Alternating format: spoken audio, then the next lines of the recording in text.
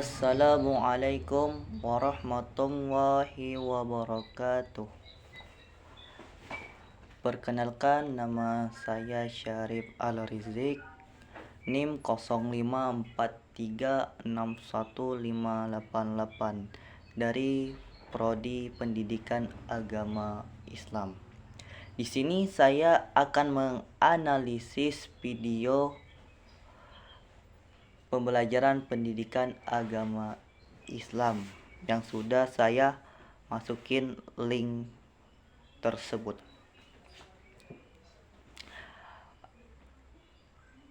Analisis video pembelajaran pendidikan agama Islam. Pendahuluan.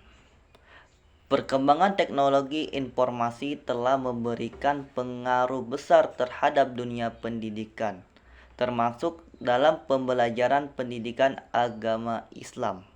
Guru tidak lagi hanya mengandalkan metode ceramah di dalam kelas, tetapi juga memanfaatkan media digital seperti video pembelajaran untuk membantu peserta didik memahami materi secara menarik dan efektif. Video pembelajaran memungkinkan siswa belajar secara mandiri, mengulangi materi sesuai kebutuhan, serta memperoleh pengalaman pembelajaran yang lebih visual dan interaktif. Analisis video pembelajaran penting dilakukan untuk mengetahui sejauh mana suatu video telah memengaruhi komponen pembelajaran yang efektif, mulai dari tujuan, model, strategi, metode, media, hingga keterlibatan peserta didik. Oleh karena itu, laporan ini bertujuan menganalisis sebuah video pembelajaran FAI yang berjudul Video Pembelajaran FAI Kelas 7 Menghadirkan Sholat dan Zikir dalam Kehidupan yang tersedia di YouTube. Deskripsi video. Video yang dianalisis berjudulkan Video Pembelajaran FAI Kelas 7 Menghadirkan Sholat dan Zikir dalam Kehidupan. Video diunggah melalui kanal Tranjaya TV dan ditujukan untuk peserta didik SMP atau MTS kelas 7. Materi yang disampaikan berkaitan dengan pentingnya sholat dan zikir sebagai sarana mendekatkan diri kepada Allah Subhanahu wa Ta'ala, serta membentuk perilaku positif dalam kehidupan sehari-hari. Identitas video. Judul video pembelajaran FAI kelas 7 menghadirkan sholat zikir dalam kehidupan. Sumber YouTube Tranjaya TV. Jenjang pendidikan SMP atau MTS kelas 7. Mata pembelajaran pendidikan agama Islam dan budi pekerti. Materi pembelajaran menghadirkan sholat dan zikir dalam kehidupan. Durasi sekitaran 10-15 menit. Hasil analisis. 1. Tujuan pembelajaran. Tujuan pembelajaran dalam video tidak disampaikan secara rinci pada bagian awal, namun dapat diidentifikasikan secara implisit. Tujuan tersebut agar dapat peserta didik memahami makna sholat dan zikir, mengetahui manfaat dalam kehidupan sehari-hari, serta terdorong untuk melaksanakan kedua secara konsisten. Selain aspek pengetahuan, video juga menekankan aspek afektif dan perilaku, yaitu membentuk karakter religius, disiplin, serta kesadaran spiritual peserta didik. 2. Metode pembelajaran. Metode pembelajaran yang tampak dalam video adalah model pembelajaran ekspositif. Penyampaian materi dilakukan secara sistematik dari konsep dasar, penjelasan dalil, manfaat, hingga contoh penerapan dalam kehidupan sehari-hari. Guru atau narator menjadi pusat penyampaian informasi sehingga peserta didik memperoleh pemahaman yang terstruktur. Model ini cukup efektif untuk menjelaskan konsep-konsep keagamaan yang memerlukan pemahaman dasar sebelum diterapkan dalam kehidupan sehari-hari. 3. Strategi dan pendekatan pembelajaran. Strategi yang digunakan adalah strategi pembelajaran yang langsung direspek, yaitu penyampaian materi secara bertahap dan terarah. Sementara itu, pendekatan yang digunakan adalah pendekatan religius dan kontekstur. Pendekatan religius terlihat dalam penggunaan Al-Quran, hadis, dan penjelasan nilai-nilai Islam sebagai dasar pembelajaran. Pendekatan kontekstual terlihat ketika materi dihubungkan dengan kehidupan sehari-hari. Misalnya, bagaimana sholat dan zikir dapat membantu seorang terhindar dari perilaku buruk dan meningkatkan ketenangan jiwa. 4. Metode pembelajaran. Beberapa metode yang digunakan dalam video antara lain ceramah, yaitu penjelasan materi oleh guru atau narator.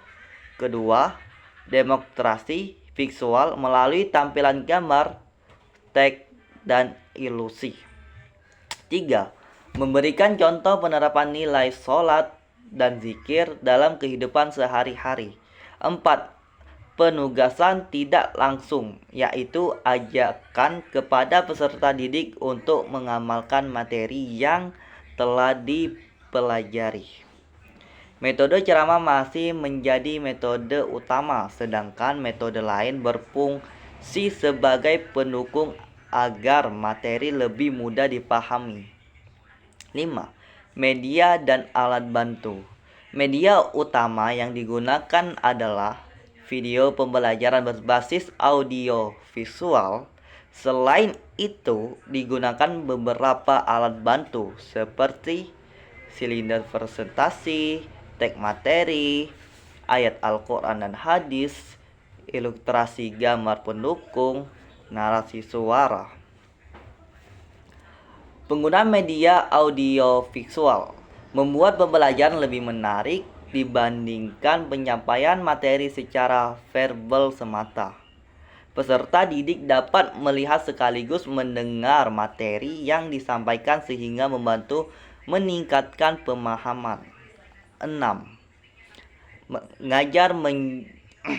Gaya mengajar guru dan keterlibatan siswa. Guru dalam video berperan sebagai fasilitator sekaligus menyampaikan informasi.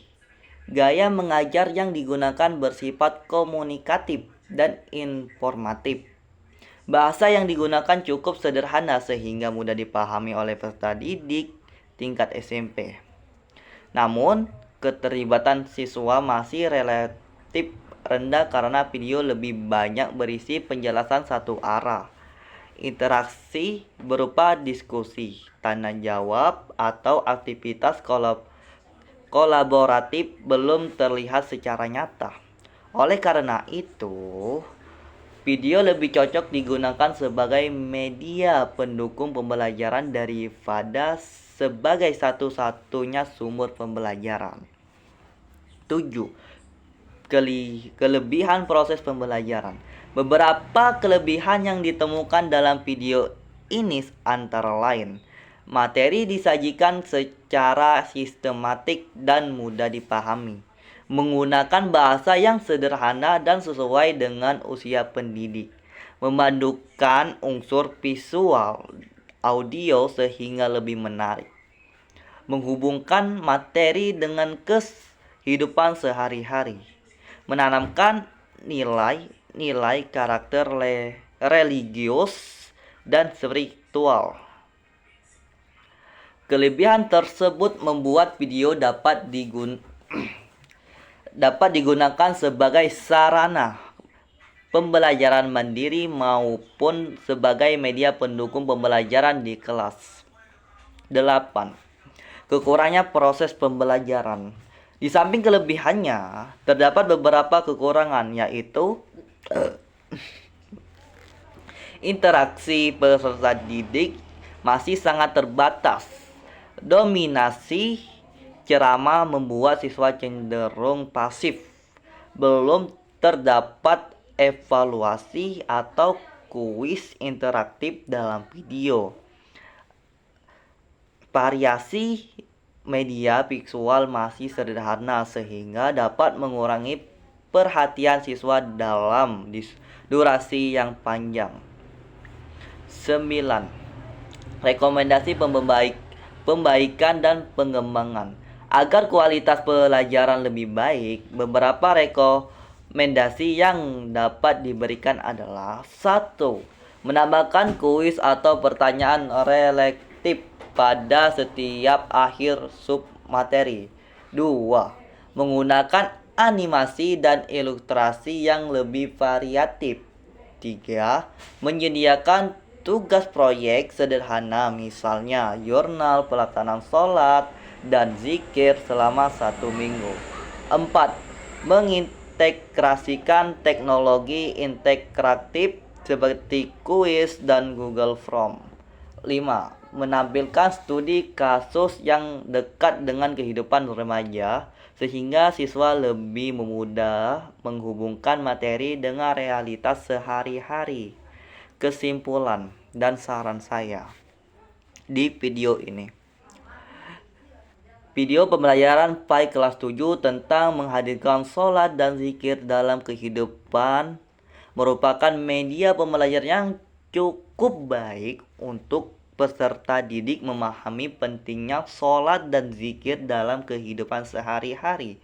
Video ini menggunakan model pembelajaran ekspositori dan strategi pembelajaran langsung serta mendekatkan religius dan kontekstur media audiovisual yang digunakan mampu mendukung pemahaman peserta didik terhadap materi. Meskipun demikian, aspek interaktivitas masih perlu ditingkatkan agar peserta didik tidak hanya memahami materi secara kognitif, tetapi juga aktif dalam proses pembelajaran. Oleh karena itu, pengembangan video dengan menambahkan aktivitas interaktif, evaluasi, dan proyek pembelajaran akan membuat pelajar PAI menjadi lebih menarik, efektif, dan bermakna. Wassalamualaikum warahmatullahi wabarakatuh.